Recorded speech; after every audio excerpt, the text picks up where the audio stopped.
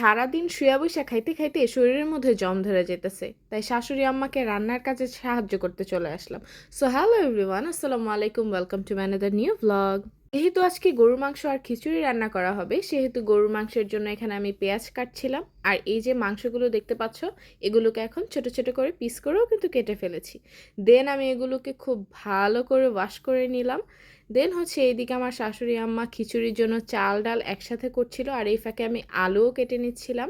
আলু ছাড়া মাংসের তরকারি আমি কল্পনাই করতে পারি না। আর এইদিকে আদা রসুনের বাটার বক্সটা নামাতে ভুলে যাওয়ার কারণে পরে কিন্তু এটাকে বটি দিয়ে কেটে নেওয়া হচ্ছে। এখন খিচুড়ির মধ্যে মশলা মাখানো হবে, সেই সাথে গরুর মাংসের মধ্যেও মশলা মাখানো হবে।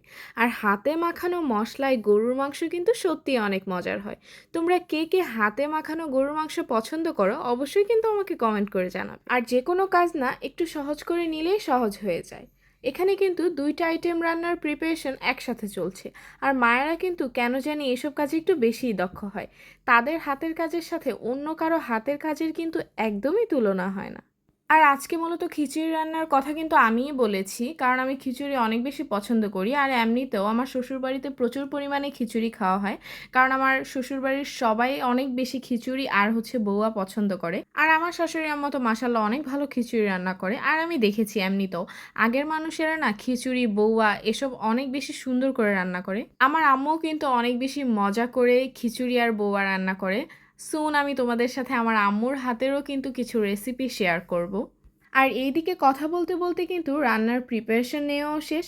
আর মাটির চুলায় যেহেতু রান্না করা হবে, তাই পাতিলের মধ্যে কিন্তু একটু কাদা মাটির আস্তর দেওয়া হচ্ছে। এটা দেওয়ার কারণ নিশ্চয়ই তোমরা সবাই জানো, যাতে পাতিলের মধ্যে কালি না পড়ে। রান্না শেষে যখন এই পাতিলটা ধোয়া হবে, তখন কিন্তু মাটিগুলো পড়ে যাবে আর পাতিলে কোনো প্রকার কালিরও আঁচ থাকবে না।